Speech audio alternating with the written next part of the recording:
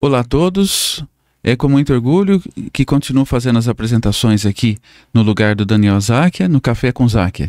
Meu nome é Ricardo Del Duque. Hoje apresentamos o quarto episódio da quarta temporada.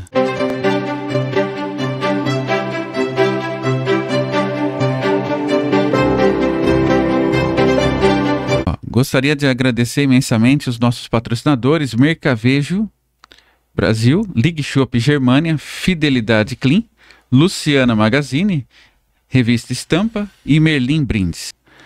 O nosso convidado é um médico muito famoso, muito renomado aqui em Catanduva, médico muito amigo, que é o Dr. Carlos Alberto Lang Ferreira, tá? O mais conhecido como Beto Lang. Ele, desde o convite, se mostrou bem disposto a vir aqui conosco. É um médico com bastante conhecimento, bastante simpático, e a gente vai bater um gostoso, vai ter uma gostosa conversa, tá? Bom dia, Beto. Bom dia, doutor Ricardo. Tudo bem? Obrigado pelo convite, é um prazer estar aqui para bater esse papo, conversar um pouquinho. Entendi, eu percebi sempre que você é um sujeito com boa prosa, né? Bastante simpático. Eu falei, vai ter muita coisa para contar pra gente aqui, né? Para todos os espectadores, para mim. Vai ser um prazer, com certeza. Tá certo. Ô Beto, para começar, queria saber um pouco da sua vida. Você nasceu aqui em Catanduva? Não, eu sou de Araçatuba, natural de Araçatuba. Fiquei até os 18 anos, né? Onde ingressei na Faculdade de Medicina aqui de Catanduva, na FAMECA, em 86. E formei em 91, né? Entendi. A partir daí, fizemos a residência médica aqui em Catanduva, né? De cirurgia geral, de urologia, e por aí afora diversos cursos de aprimoramento em hospitais de grande porte. E iniciamos o trabalho como urologista na cidade no ano de 96, né? E estamos até hoje aí nesse trabalho bonito, tentando fazer o melhor. Entendi, perfeito, Beto. E me fala uma coisa, por que te levou a fazer medicina? Então, a gente tem com 18 anos, não algo tão bem estabelecido, determinado. E muitas vezes a gente tem paixões, né? Exemplo de alguns médicos que a gente frequentava. Na minha família, meu pai é veterinário, minha mãe é professora. Tem um irmão dentista, 2 irmãos dentistas e um engenheiro. Eu até estava inclinado na época à odontologia e tinha passado no vestibular. Curiosamente, tinha uma inscrição feita também aqui na faculdade, mas meu pai disponibilizou uma viagem para Camboriú na época e que esse vestibular eu não conseguiria fazer. Curiosamente, essa viagem adiantou, cheguei à noite, encontrei uma amiga que tinha carona e vim muito tranquilo para cá, né? E sem esse compromisso, fui muito bem no vestibular, passei e acabou dando tudo certo, né? Ingressando aqui na faculdade. Mas você não chegou a prestar odonto? Você prestou? Prestava odontologia também, né? Faculdade de Medicina na época eram poucas faculdades. Sim. Era difícil, né? Então alguns não tinha passado em algumas faculdades, mas tinha passado em odontologia e estava feliz. Porém, tive essa grata surpresa aí. Aí nem chegou a cursar? Não cheguei a cursar. Que beleza. Acabei só cursando aqui, foi no mesmo ano. Entendi. E você... Por que você escolheu a urologia especificamente, Beto? Bom, na faculdade nós temos aula de diversos departamentos, né? E dentro dos departamentos de clínicas e cirurgias, alguns professores nos encantavam. Na época tinha o Dr. Ticonelli, Dr. Segundo, que davam aulas, né, maravilhosas. E deixavam nós sábado assim, de manhã, né? encantados com a especialidade. Sim. Né? E então, assim, a tendência foi a gente se declinando para essa área, né? O qual nos parecia bastante interessante. Entendi. E explica um pouco pra gente o que é a urologia, Beto. Urologia é uma especialidade que cuida tanto do sexo masculino e feminino. Então, é uma especialidade que trata todo o trato urinário masculino e feminino, mais a parte genital masculina e todas as suas afecções, né? Então é uma área ampla que tem desde partes clínicas por infecções, tratamentos clínicos de disfunção erétil, de ejaculação precoce, problemas escrotais, a parte oncológica de tumores, desde renais, vesicais, testiculares, né? A parte de litíase renal, que são cálculos renais, né? Que traz aquela dor aguda, importante, né? Muito sofrimento para o paciente, né? Então, todo o trato urinário masculino e feminino, o urologista vai cuidar, mais a parte genital masculina. Entendi. Perfeito, Beto. Eu sei que você é um grande estudioso e tem grandes tratamentos para isso, né? Então eu queria começar a falar um pouquinho dos cálculos renais, né? O que são? O nome técnico é cálculo renal, mas o nome mais popular, pedra no rim. O que são esses cálculos ou essas pedras dos rins? Bom, cálculos renais, pedra no rim, são formações de calcificações no interior do rim, causada por alguns distúrbios metabólicos ou baixa hidratação. O fato é que o nosso organismo produz a urina, e a urina é resultado de uma filtragem renal. Dentro dessa filtragem tem vários componentes, né, que se acumulam no nosso organismo, seriam tóxicas, então o rim filtra. Dentre esses componentes existem muitos cristais.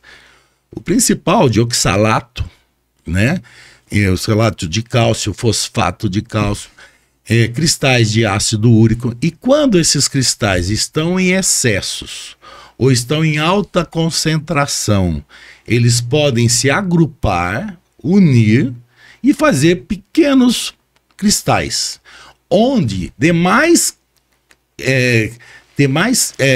cristais vão se agrupando e aumentando o tamanho dessa concreção, dessa pedrinha, formando essas pedras, né, de diversos tamanhos, e podem ter também de vários tipos, né? A maioria são de oxalatos de cálcio, né? Mas existe outras substâncias como fosfato, como ácido úrico também, que é muito comum, né? Principalmente em quem tem ingesta muito intensa em proteína, né? Carne vermelha. E esses cristais vão se formando dentro do rim. O problema vai ocorrer quando esse cálculo dentro do rim tenta migrar, ou sai do rim e migra para a bexiga. Nesse momento ele tem que passar por uma estrutura muito fina, onde pode obstruir e causar grandes problemas como cólica. Entendi. E é aí que mora o perigo. A cólica, ela sinaliza sempre uma gravidade? Não necessariamente. Não, a cólica é o sintoma agudo de um cálculo que, ao sair do rim em direção à bexiga por esse conduto fininho e delicado chamado ureter, ele causa uma obstrução. Ao causar essa obstrução, o rim não entende, ele continua produzindo urina, e esse rim vai se dilatar. A dilatação desse rim é uma víscera que estava lá bonitinha, quietinha, ela está dilatada, ela usa recursos para tentar empurrar esse cálculo, como contrações. E essa cápsula do rim contraindo gera uma dor extremamente forte, né? E esses espasmos dessa cápsula, que é a cólica, né? Que ela tende a pegar a região lombar, migrar anteriormente, em homens irradiando para o testículo, em mulher para a região genital, né? E são dores equiparadas à dor do parto, são dores muito intensas. Então, entre as 5 dores maiores do nosso organismo podemos ter. Entendi. Ô Beto, e é muito frequente a presença de... Assim, qual que é a frequência das pedras e a frequência de cólica? Quer dizer, todas as pessoas que têm pedra, elas têm cólicas? Não. Não. Então, o que chama atenção é que eu posso ter diversos cálculos dentro do rim e totalmente sem sintoma. Então, o cálculo no interior do rim, ele não está obstruindo nada. Então, por isso que o paciente não tem sintoma. Muitas vezes os pacientes procuram com dor lombar, faz um exame, geralmente exame de imagem, ultrassom, tem cálculos renais, mas a dor dele é uma dor muscular lombar. A dor vai ocorrer quando há uma obstrução. Então, geralmente, cálculos no interior do rim são assintomáticos. Às vezes são achados eventuais, né? Onde vai se fazer algum check-up e se consegue identificar esses cálculos, que podem ter de diversos tamanhos, consistência, enquanto dentro do rim não obstruindo, ele não dão sintomas. Os sintomas vão ocorrer quando ele, porventura, migra, né, em direção à bexiga pelo próprio fluxo urinário, e aí sim pode causar grandes alterações e dores. Por exemplo, uma pessoa chega com uma dor, uma cólica de rim, geralmente ela procura urologista, eventualmente, se o médico não está atendendo, vai para o pronto-socorro, que na verdade, eu acho que a maior parte desses atendimentos de urgência, né, de atendimentos das cólicas agudas. Mas o paciente passa, faz uma medicação, geralmente um antiespasmódico, anti-inflamatório. Esse paciente, depois que recebe esse atendimento, ele precisa passar sempre no urologista e assim, toda vez ele vai precisar de tratamentos associados ao tratamento só analgésico. Como é que funciona isso? Bom, então primeiro, a cólica renal, quando instalada, é uma dor intensa, é uma dor lacinante que acompanha muitas vezes náusea, vômitos, o paciente está pálido, então é uma dor de urgência médica. Esses pacientes geralmente se encaminham numa unidade de pronto atendimento, onde pela história clínica, muitas vezes o médico vai pensar sim, numa possibilidade de cólica renal, né? Porque geralmente é uma dor unilateral, lacinante, incólica. Muitas vezes o paciente até tem uma história anterior. E a primeira coisa a se fazer é retirar essa dor, tentar tratar essa dor. Então, como você falou, doutor, o uso de medicamentos analgésicos, antiespasmódicos, descorticoides, e em algumas situações, até derivados de morfina, é necessário, tamanha a situação.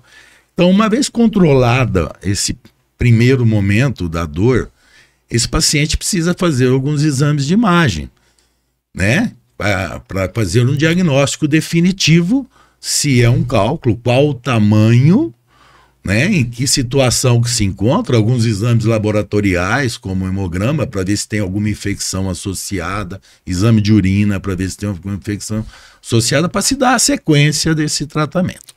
Nem sempre há necessidade de procedimentos invasivos em todos os casos. Nós sabemos que pacientes com cálculos abaixo de 5 milímetros têm uma grande chance de eliminação espontânea. Obviamente, com usos de medicamentos que ajudem a dilatar o canal, anti-inflamatórios e um pedido de uma hidratação adequada, esse paciente, às vezes, cálculos abaixo de 5 milímetros, é a possibilidade de tratamento clínico. Obviamente que depende da frequência de recidiva, se essa dor está voltando muito frequentemente, se não tem infecções associadas. Cálculos maiores, de 5, 7 milímetros, eles já de 6, 7 milímetros daí para cima, já tem uma dificuldade maior de eliminação, né? E que muitas vezes há necessidade de algum procedimento para fragmentar esse cálculo. E esse procedimento ainda assim pode ser com um aparelho, um equipamento chamado litotridor ou litotripsia extracorpóreas por ondas de choque, que emite uma onda direcionada ao cálculo fazendo uma fragmentação desse cálculo para uma expulsão mais adequada. Em outras situações, quando não possível ou quando não resolve, ou quando o cálculo é muito duro, persistente, existem diversas cirurgias.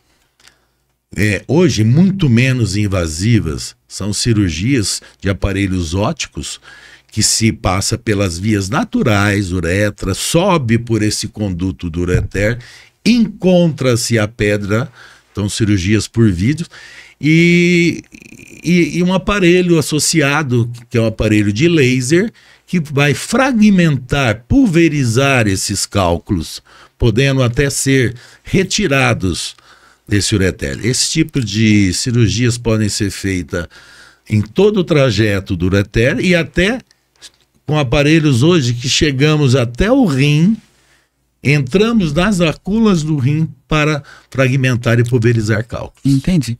Então é muito interessante o que você falou, né? Essa questão da litotripsia, que é a onda de choquinho, né?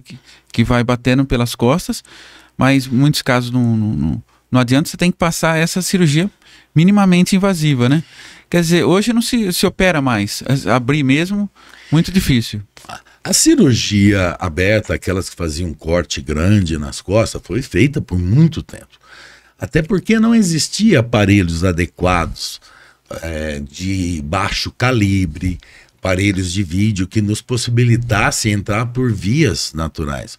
Hoje, com a melhora desse tipo de equipamento, com o laser, então a eficiência de uma cirurgia endoscópica, na qual se introduz aparelhos fininhos ópticos, vão se caminhando por esse conduto e até o rim, e aparelhos de laser para fragmentar esses cálculos, isso tem uma eficiência absurda, sabe? 90%, 95% dos casos são resolvidos com cirurgia chamada minimamente invasiva. Entendi. Então, muito raro hoje necessitar de alguma cirurgia mais agressiva.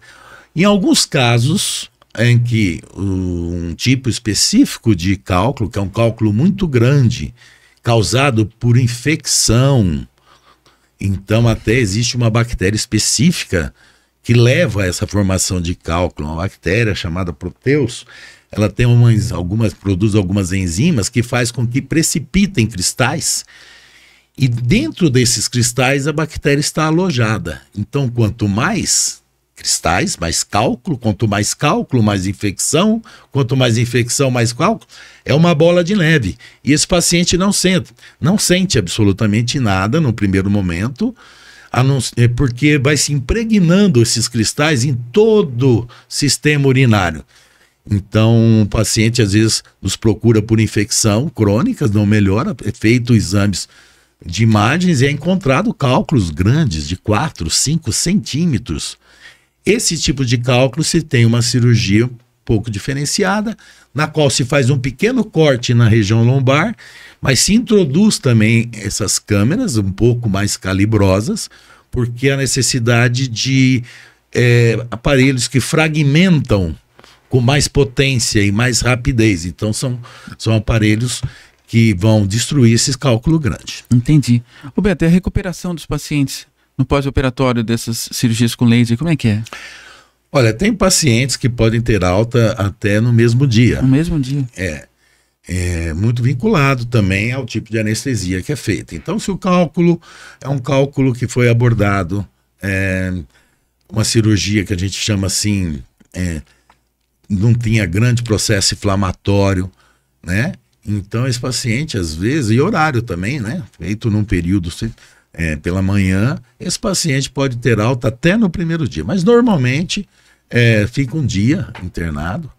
É muito comum o uso de um catéter após essa cirurgia, chamado catéter duplo J.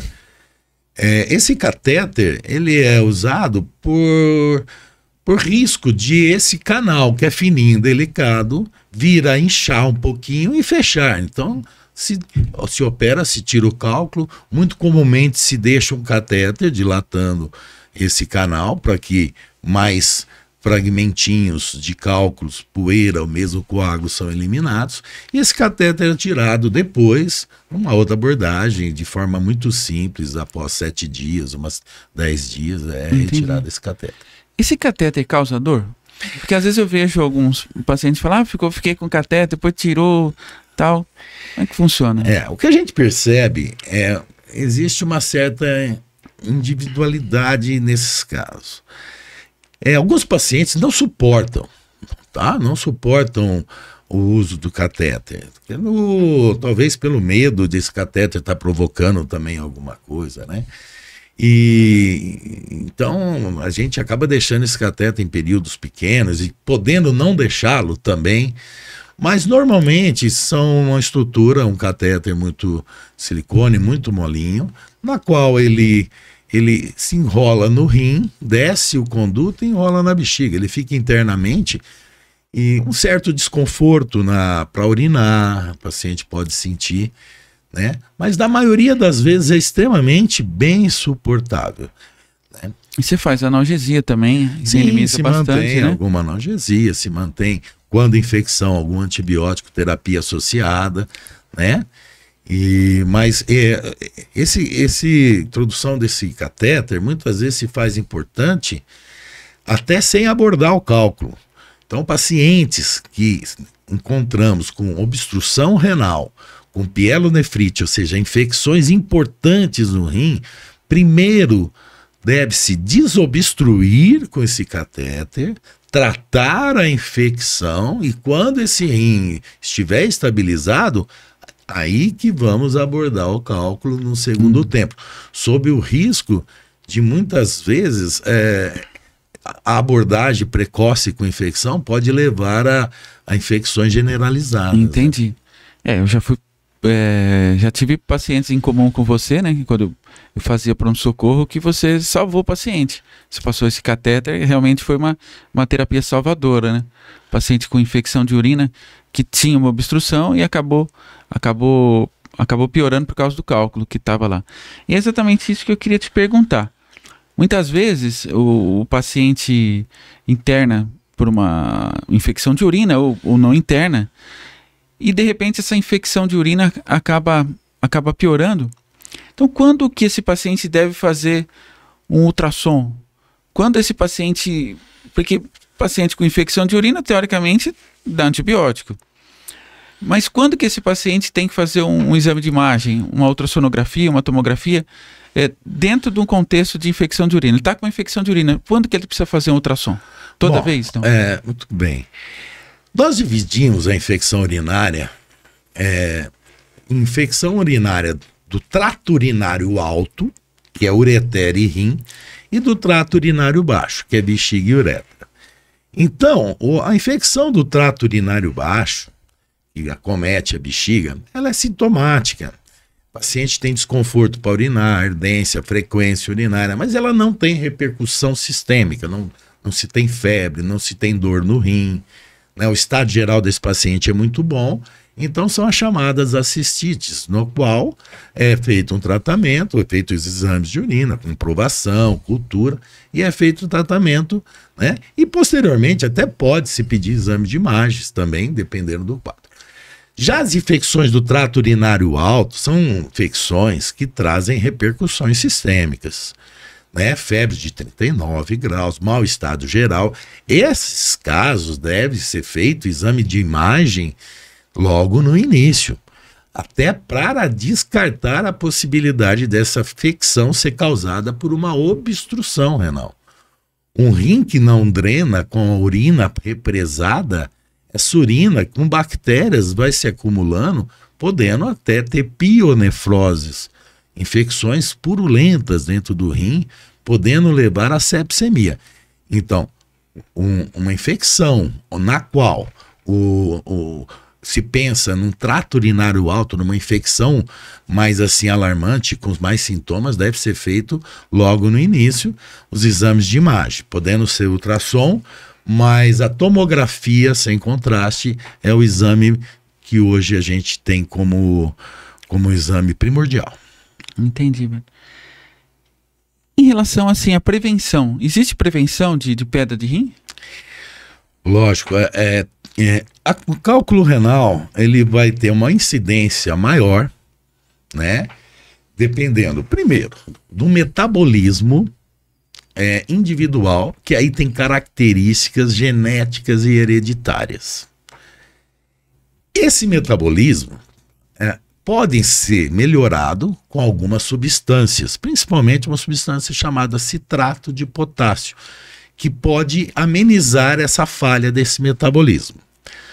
Mas pacientes ingerindo uma maior quantidade de líquido, obviamente vai ter uma produção aqui, então. Já vou. Uma produção maior de urina. Então esses cristais são lavados e são eliminados antes de se agregarem. Então uma boa hidratação, o consumo de uma menor quantidade, não ter um abuso em proteínas animais, né? Então isso faz com que aumente algumas substâncias no organismo, propiciando o cálculo. Dentre elas, o aumento do ácido úrico, que ao excesso vai ser eliminado grande quantidade de cristais, e é um cálculo muito comum, mais comum em homens, né? A gente sabe que 12% da população vão ter cálculos renais. Então já é um índice alto. Bastante, 12%. 12%. E em homens tem uma predileção. E dentre essas situações são esse consumo muito grande de proteína em excesso. Hoje em dia existe até umas dietas proteicas, esses pacientes têm que hidratar bastante para que se não tenha uma concentração de cristais muito grande, propiciando a formação de cálculo. Então, alimentação, né? É não ser excesso de proteína animal. Uma hidratação importante. Sedentarismo é outra causa, né? A gente sabe que o paciente sedentário tem mais tendência à formação de cálculo. Por quê? Porque a atividade física faz com que mobilize cálcio para dentro dos nossos ossos e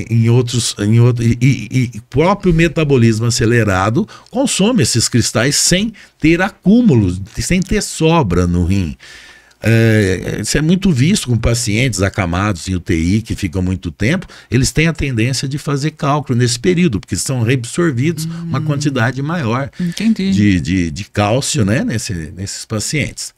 Então, uso de medicamentos como citrato, hidratação, uma dieta balanceada, que aí vale para tudo, né? Entendi. E evitar o sedentarismo. E esses são recomendações essenciais para tentar se prevenir, diminuir a formação de cálculo. Ô Beto, você falou uma coisa muito importante, né? De tudo que você falou, né? Tudo está sendo muito importante, mas em relação à hidratação, você falou hidratar bastante. Numa pessoa assim que não tem problema cardíaco, insuficiência renal, que você tem que ter uma restrição hídrica, mas o que é se hidratar bastante?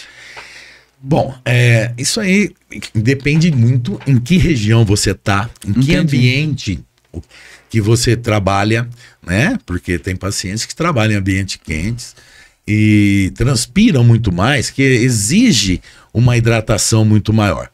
Mas um segredo simples, doutor Ricardo, eu falo para o paciente: olhe para a sua urina. A tua urina tem que ser clara. Então, quando você olhar para a urina, para o xixi, ele estiver um amarelo, clarinho, límpido, você está bem hidratado. A urina estando concentrada, amarela, escura, vamos tomar água. Então, assim, um termômetro muitas vezes é isso. Mas a gente fala em média 2,5 litros de água por dia. Mas isso, como eu disse, depende individualmente, em ambiente de trabalho, tal. Mas olhar para o xixi é o grande segredo. Xixi claro, eu estou bem hidratado. Entendi, perfeito. Xixi escuro está concentrado. E isso é excesso, pode ter excesso de cristais muito próximos, com risco de formação de cálculos maiores. Não, bela dica. E só vale a água, né? Olha, a água é o principal, porque ela é balanceada em termos de eletrólitos. E a gente sabe que algumas frutas cítricas, a presença de citrato. Então, sucos de limão, do natural, ele também ajuda, tá? Ele vem ele colaborar, né? Então, assim, também sem excesso. Então, principal, água e sucos com substâncias cítricas, como o limão, sem excesso, né? Entendi. E também pode ser bastante interessante. Roberto, e às vezes a gente ouve falar dos pacientes, né? Que, eu não posso tomar suco de laranja, suco de limão, porque eu tenho muita infecção de urina. Isso é mito? Isso aí é mito. Isso aí não que seja mito. Vamos entender. Sim. Existem infecções do trato urinário, principalmente nesse trato urinário baixo, Sim. na bexiga, que está instalada a infecção, existe ali uma infecção, existe um processo inflamatório muito leve, muito tênue, que não está gerando dor. Ao consumir substâncias ácidas, né, sucos ácidos, abacaxi, vinho, mudou o hábito de então ingerir, muda-se o pH dessa urina, acidifica, e ao acidificar vai levar a gerar dor. Então aí vai demonstrar a dor, ou seja, não causou infecção. O que ele aumentou foi a sensibilidade dolorosa num processo que já existia. Entendi. Então, pacientes que têm infecções crônicas, que falam, eu não posso isso, não posso suco, não posso... Na verdade, tem que ver o seguinte, se ela estiver bem tratada, sem infecção, ela pode tudo, né? Então, esse tipo de alimento ou suco ácido, frutas ácidas que levam à dor, a infecção já estava instalada. Isso apenas mudou a acidez da urina e levou a apresentar a dor. A ter sintomas. Em relação ao tratamento do cálculo, Beto, existe assim alguma novidade que você vai começar a realizar aqui em Catanduva? Existe algum projeto assim para cada vez tratar melhor esses pacientes? Como é que Sim, tá? eu acho que hoje nós temos um arsenal de equipamentos que já nos permite realizar praticamente todas as cirurgias vinculadas à cálculo. Então, aparelhos ópticos de última geração. Muitas vezes os hospitais fazem convênio com empresas que trazem também alguns equipamentos necessários e que nos permite abordagem em cálculos baixos, maiores, menores, de durezas, né? Então, assim, quando se pensa em cálculo, nós pensamos no tamanho de cálculo, aonde esse cálculo obstruiu, em que altura e qual a densidade desse cálculo, qual o grau de dureza. E aí é feita uma escolha do tratamento adequado, com equipamento adequado. E hoje temos em Catanduva condições e um arsenal de equipamentos nos hospitais que nos permite abordagem de forma muito assertiva e minimamente invasiva na maioria das vezes. Esses exames são cobertos pelos convênios? O SUS também participa? O SUS também participa. Essas cirurgias também são realizadas pelo SUS. Aqui em Catanduva, nossa Fundação Paraubino, o hospital, tenta disponibilizar diversos equipamentos para que a população tenha acesso, né, a esse tipo de tratamento. Nós sabemos que tem uma demanda grande, né, e os hospitais também, de Unimed, também dispõe de todos essa possibilidade de tratamento cirúrgico. Entendi. Então a população daqui de Catanduva está totalmente coberta por essas... Isso. Aqui eu acho que pode ficar tranquila.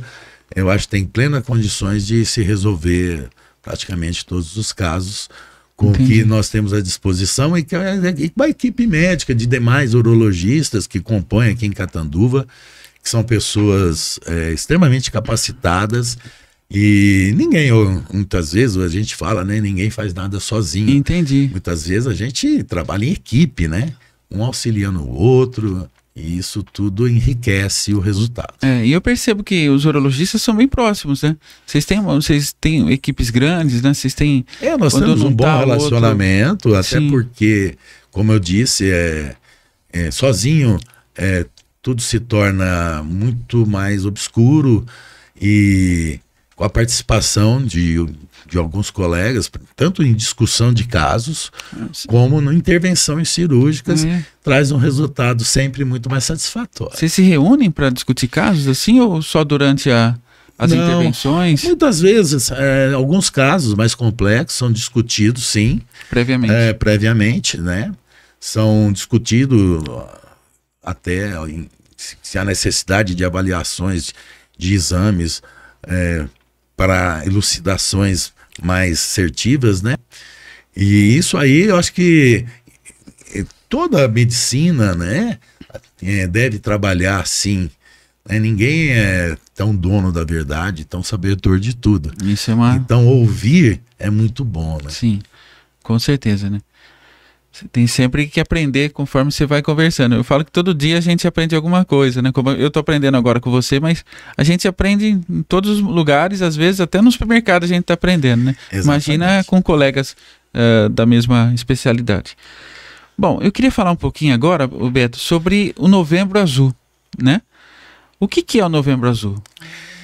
Bom, essa data essa época no mês de novembro, é uma data que é uma época que foi proposta para um cuidado especial aos homens com relação à próstata. A próstata é uma glândula exclusivamente masculina que é muito benéfica e muito importante em nossa vida com relação à parte de fertilidade, a potencialização de hormônios. Então, uma glândula que só nos ajuda a vida inteira. Porém, talvez nós não fôssemos preparados para viver tanto, né? O ser humano, hoje em dia, com a medicina, tem uma longevidade. Então, por alguns motivos, após os 40, 50 anos, a próstata tem a tendência de se modificar. Muitas vezes aumentar de tamanho, em 65% dos pacientes acima de 60 anos vão ter aumento prostático. E esse aumento, na maioria das vezes, é um aumento benigno. Mas esse aumento pode levar a sintomas obstrutivos e irritativos, né, causando dificuldade para urinar. O grande senão é que é um foco muito perigoso para se instalar câncer. Então, o câncer de próstata, ele tem uma incidência alta. Uma incidência que após os 65, 70 anos pode chegar a 18%. Ou seja, 1 para cada 6 homens podem desenvolver o câncer de próstata. Então, o Novembro Azul é uma campanha na qual nós incentivamos os exames preventivos. Esse exame preventivo vai fazer um rastreamento desses pacientes para identificar qual desses pacientes deve seguir um protocolo de investigação ainda mais avançado, com ressonâncias e biópsias, para que, se um dia achar essa lesão, que se acha no começo. E o tratamento, hoje em dia, está muito bem estabelecido, tem diversos tratamentos, com a chance de cura que chega a 95%, muitas vezes, quando achado no momento certo. Então, a campanha que se iniciou na Austrália e se difundiu para todo mundo. Existe um certo preconceito dos homens com relação a esses exames preventivos, no qual, a princípio, é feito com um exame de sangue, chamado PSA, que é uma proteína específica da próstata, na qual, quando se tem início de câncer, ela pode elevar. E então esse exame é simples, é um exame de sangue, então vai se acompanhando e quando se percebe a elevação dessa enzima, né, nessa dosagem, né, se abre uma luz amarela que deve ser investigado. É também feito um exame de palpação dessa próstata, chamado toque retal, e é isso que muitos homens têm preconceitos. São exames rápidos, simples, que não duram 8 segundos, no qual o urologista vai palpar essa glândula, vendo se ela tem nódulos, caroços, irregularidades, como se palpa uma fruta. Então, em 8 segundos, você percebe se um pêssego está encaroçado, podre, né? E é isso que a gente vê quando se palpa a próstata. Então, uma vez identificado, palpado, visto o risco de uma lesão, é encaminhado para exames mais detalhados, como biópsia. Então, o Novembro Azul é uma campanha que estimula a prevenção, ou melhor, o diagnóstico precoce da possibilidade de câncer de próstata. Entendi. Ô Beto, e a partir de que idade o homem tem que realizar o toque ou o PSA? O que a Sociedade Brasileira Americana propõe pacientes cujos os parentes de primeiro grau, irmãs com câncer de mama, irmãos com câncer de próstata, né, pais, tios, e apresentaram doença maligna de próstata, esse paciente deve iniciar seu preventivo aos 45 anos, fazendo um exame de sangue, o toque, ou seja, seguir com o seu urologista de confiança, fazendo exames periódicos. Quando não se tem histórico familiar de doenças malignas, iniciar aos 50 anos. É essa a recomendação hoje. Entendi. E que tipo de tratamento hoje tem para o câncer ou para o aumento benigno? Nós temos que separar muito bem essas duas doenças, né? Eu diria que a próstata, o aumento dela que ocorre com a idade, que é aumento da glândula, pode gerar uma dificuldade da urina sair pela uretra. Ela faz um obstáculo, né?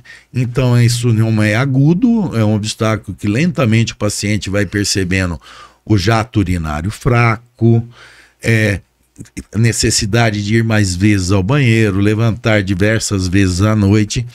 Isso, o aumento prostático e essa discreta obstrução pode ir levando. Hoje em dia existem remédios com excelentes resultados para esse tratamento, medicamentos via orais. Existem cirurgias de raspagem da próstata. São ressecções que se faz um túnel permitindo esse paciente urinar melhor.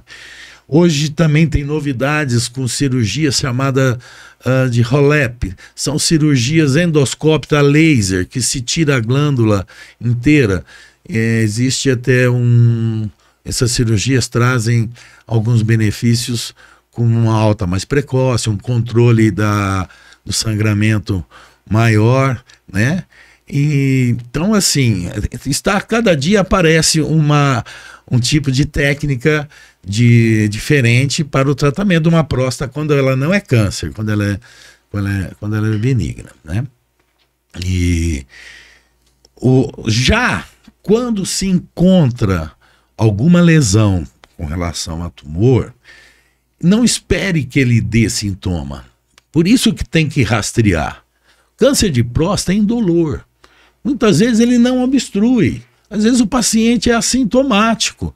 Então ele tem que procurar e rastrear. Mas uma vez encontrado, o tratamento, lógico, é individualizado para cada paciente, mas ele pode ser feito cirurgias abertas, cirurgias endoscópicas e endoscópicas com robóticas, né?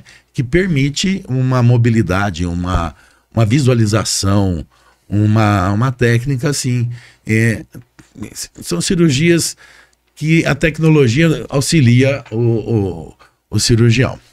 Também são feitos tratamentos com radioterapia e hormonioterapia. Em casos avançados, muitas vezes o paciente perdeu a oportunidade de um tratamento cirúrgico curativo. Então esse paciente às vezes vai fazer um tratamento hormonal. O câncer de próstata ama nosso hormônio masculino, a testosterona. Ele cresce, então se faz um bloqueio desse hormônio para que esse câncer não cresça, né? Então fala castração farmacológica, né? Então, assim, para cada indivíduo, em que momento que se encontra, o estado geral desse paciente, a idade do paciente, então o tratamento é extremamente individualizado. E o pessoal tem muito medo ainda da questão de impotência depois dos tratamentos de próstata, né? Isso continua alto? Isso também é mito? Com relação à próstata, não câncer, benigna, todos os tratamentos têm a tendência de não afetar a parte sexual. No caso de cirurgias para câncer de próstata, que são cirurgias maiores, que é a necessidade de tirar a próstata juntamente com a cápsula e vesícula seminal, e pelo fato da inervação ser muito rente a essa cápsula, existe um risco maior de disfunção erétil, que vem a cada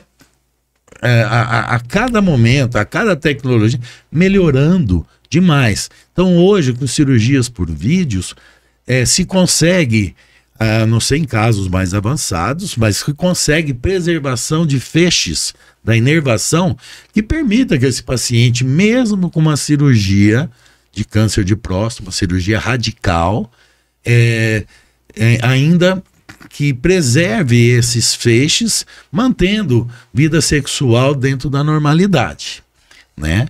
Em casos mais avançados, isso nem sempre é possível, mas melhorou o índice demais. Hoje, outro fator é o risco de incontinência nesses pacientes, que também mudou muito nos últimos anos, pelo fato de novas técnicas e endoscópicas e pelo treinamento, né, dos médicos que vão se aprimorando. Então a preservação do esfíncter, do músculo que segura, contém a urina. Então hoje o índice de impotência e de incontinência hoje é muito baixo, mesmo nessas situações. Obviamente, em que fase que encontramos essa lesão, isso tudo também pode nos facilitar ou até ter risco de ter que aumentar essa cirurgia. Perfeito. Ô Beto, e você falou uma coisa muito, muito interessante também, a questão do preconceito, né? De se fazer o toque prostático, o toque retal. Você tem alguma situação, sem citar nomes, assim, mas uma situação em que você, curiosa, né? Em que você participou disso, alguém que foi no teu consultório não deixou você fazer, ou que de repente, durante o exame, teve alguma reação, algum comportamento diferente? Olha, é muito comum o paciente se recusar a vir a fazer. Sim.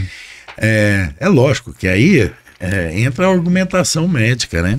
No primeiro momento, obviamente, que você vai respeitar o desejo do paciente, você vai entender, mas em outras oportunidades de retorno, você pode trabalhar um pouco isso, explicar a necessidade e tentar convencer esse paciente. Obviamente que uma vez que não é possível, associa outros recursos de imagens, tudo, para que possa também esse paciente ter uma garantia, né? Ou pelo menos mas uma garantia que está tudo bem, né? Mas é um exame extremamente importante, um exame muito simples. Dura quanto tempo? Rápido, em torno de 7 a 8 segundos. 7 a 8 suficiente, né? Geralmente, a primeira vez que o paciente vai é sempre mais constrangedor, né? Outra coisa é que todo paciente muitas vezes chega, ele contando uma piada, alguma historinha com relação ao mito, né? Entendi. Então, assim, cada um chega, às vezes, contando, contaram isso, uma piada sobre essa parte sim, né? E, eu já vi diversas, né? Inúmeras, eu acho que todo mundo sempre... Já ouvi. Mas é importante isso aí, porque quebra o gelo também, né? Eu acho que descontrai, o paciente fica mais relaxado. Então, são exames, mas nenhum fato assim tão relevante aconteceu. Entendi. Na verdade, a relação médico-paciente que vai fazer a diferença. Vai né? dar essa confiabilidade. Na maioria das vezes. Me fala um pouco agora sobre andropausa, Beto. O que é andropausa? Bom, a andropausa é um termo que ainda assim não existe uma consagração total no meio médico, mas andropausa seria o conjunto de sintomas que o paciente pode ter ao ter uma diminuição na produção de testosterona. Então nós sabemos que o testículo masculino é responsável pela produção de um hormônio chamado testosterona, que é um hormônio que que nos dá muita atividade física, mental, ganho muscular.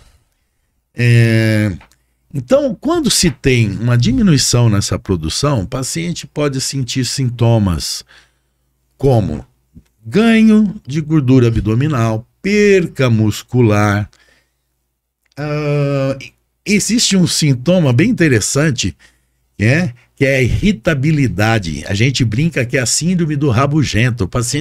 O indivíduo começa a ficar muito rabugento dentro de casa, né, impaciente, muitas vezes é a testosterona baixa, né?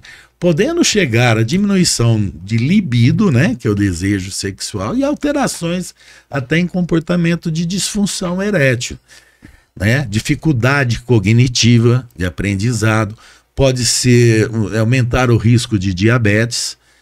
Então, esse conjunto de sintomas é relativo a déficit de testosterona, que é chamado andropausa, e muitas vezes a necessidade de se fazer correções, né? Reposições hormonais. Entendi. E quem que deve, quando que o homem deve dosar a testosterona? Tem uma idade específica ou só quando começarem os sintomas? Não, acho que após os 30 anos pode-se iniciar a dosar a testosterona, né? Porque tem indivíduos que, por alguns motivos, até estresse hoje em dia, excesso de serviço e uma diminuição na hora de sono, pode levar a diminuição da produção de testosterona. Nós sabemos que a testosterona ela é produzida em maior quantidade após a 5ª hora de sono. Tem indivíduos que não dormem isso. Então, a partir da 5ª, 6ª hora de sono é que vai ser produzida uma testosterona de melhor qualidade. Até hoje, atletas de alta performance que dormiam muito pouco para treinar, hoje dormem um pouco mais para poder ter uma testosterona mais elevada, né? Então, esses indivíduos que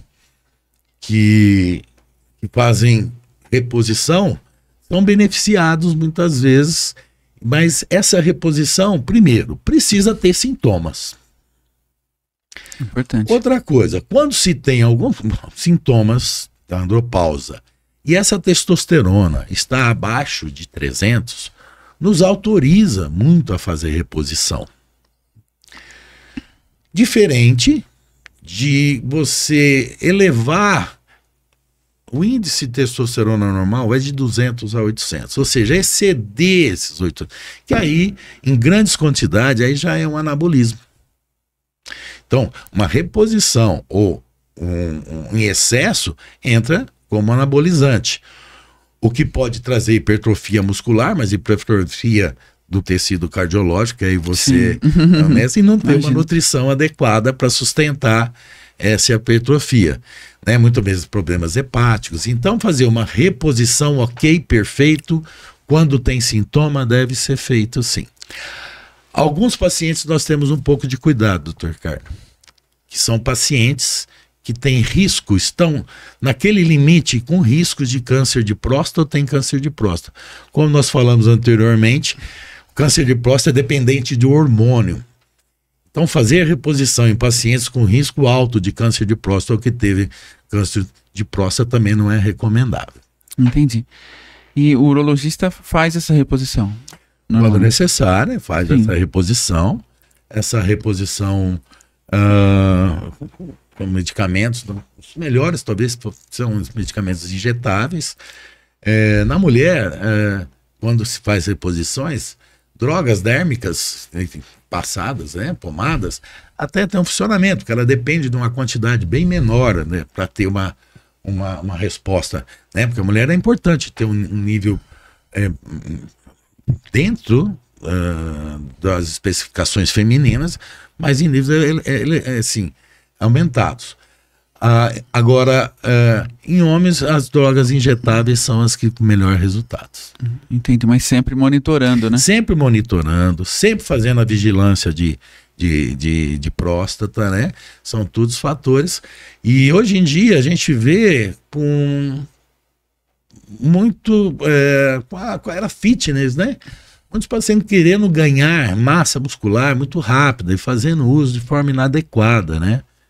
E isso pode levar a repercussões futuras. O excesso de hormônio, esses anabolizantes, além de riscos hepáticos, cardiológicos, ainda podem trazer infertilidade, né, atrofia testicular.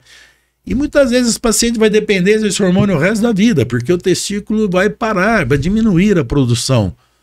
O fato de estar recebendo uma testosterona de fora, algumas glândulas, como a hipófise, entende que nós estamos cheios de hormônio e vai mandar estímulos inibitórios ao testículo. E ao longo do tempo esse testículo vai atrofiar. Então esse paciente aí, depois de alguns anos, para a academia, ele vai estar infértil, muitas vezes com disfunção erétil, ou seja, vai fazer, né? Então, uma reposição adequada pode sim ser feita. Entendi. Anabolismo não. Perfeito. Também concordo com você, Beto, dessa questão de uso abusivo da testosterona aí para ganho de músculo, né? Deixa eu te falar, em relação a... Você falou de disfunção erétil, né? A disfunção erétil a gente percebe na mídia muitas vezes sendo propagados aí medicamentos, vários medicamentos para disfunção erétil, né? A gente abre a televisão, o computador, use tal remédio porque é bom para disfunção erétil, tal remédio é bom para disfunção erétil. E a gente sabe que muitas vezes a raiz do problema aí não é tratada, né? Você dá um medicamento X, muitas vezes compra off-label, né? Compra assim sem receita. O que você acha disso? Desse uso indiscriminado de medicamentos e muitas vezes sem tratar o que originou essa disfunção erétil? Eu diria que 80% dos pacientes que fazem uso de medicamentos para ereção talvez não precisasse, né? Por quê? Pelo fato de essa mesma porcentagem, né, de causas de disfunção erétil são psicogênicas, ou seja, são causas por estresse, por ansiedade, né, com liberações de substâncias adrenérgicas, ou seja, perde-se a confiança, esse paciente vai ter liberações adrenérgicas que não permite uma ereção de qualidade, né? E o histórico de uma má relação traz na próximo medo, né? Mais receio. Isso entra numa bola de neve. Então nós temos algumas alterações por estresse, ansiedade e não por déficit de hormônio ou mesmo a necessidade imperativa desses medicamentos. E muitas vezes o paciente que usa esses medicamentos de forma discriminada, muitas vezes quando não os tem, ficam inibidos, né? Então gera também um medo, um receio de não ter uma bela ereção, e esse medo, esses pacientes muitas vezes acabam tendo um insucesso, né? Esses medicamentos, hoje em dia, eles são medicamentos seguros, Ricardo. Eles são assim, precisa dar uma recomendação médica que nem todo paciente necessita, como você falou, e nem todo paciente pode fazer uso, né? Existem alguns casos em que, primeiro, a indicação, às vezes, de drogas ansiolíticas podem ter um resultado muito melhor. Geralmente, quem tem disfunção erétil tem ejaculações precoces, que são doenças associadas ao estresse, né? Então, fazendo a correção disso, muitas vezes o paciente tem excelentes resultados, retoma a confiança e não precisa desses remédios, né? Outros pacientes com alterações cardiológicas, com uso de medicamentos cardiológicos, como os nitratos, a associação desse remédio com outros medicamentos cardiológicos pode causar grandes problemas, dando arritmias cardíacas, né? E levando esse paciente aí muitas vezes a ter um caso emergente, muitas vezes até risco de morte, né? A gente viu isso muito no começo, quando a sildenafila foi descoberta, né? No início do Viagra, falava, olha, esse remédio a gente toma, é perigoso, morre. Então não se sabia tudo sobre o remédio. Então, pacientes que faziam uso dessas substâncias, esses outros medicamentos para o coração, essa associação fazia o mal. Então, hoje tem que saber, primeiro, que medicamento que ele usa, se ele se tem déficit hormonal, se tem alterações psicogênicas. Uma vez bem indicados, são remédios muito bons, com resultados excelentes, que devem ser usados quando necessário, sim, porque a atividade sexual e tal bem-estar, né, para esse paciente, para a família, no serviço, né? Perfeito. Mas sempre sob uma orientação médica, sobre uma né? orientação médica, fazendo exames, vendo a real necessidade e não de forma indiscriminada como se toma. Como eu falei no início, eu diria que 80% dos pacientes que fazem uso nem sempre precisariam quando bem avaliados. Entendi.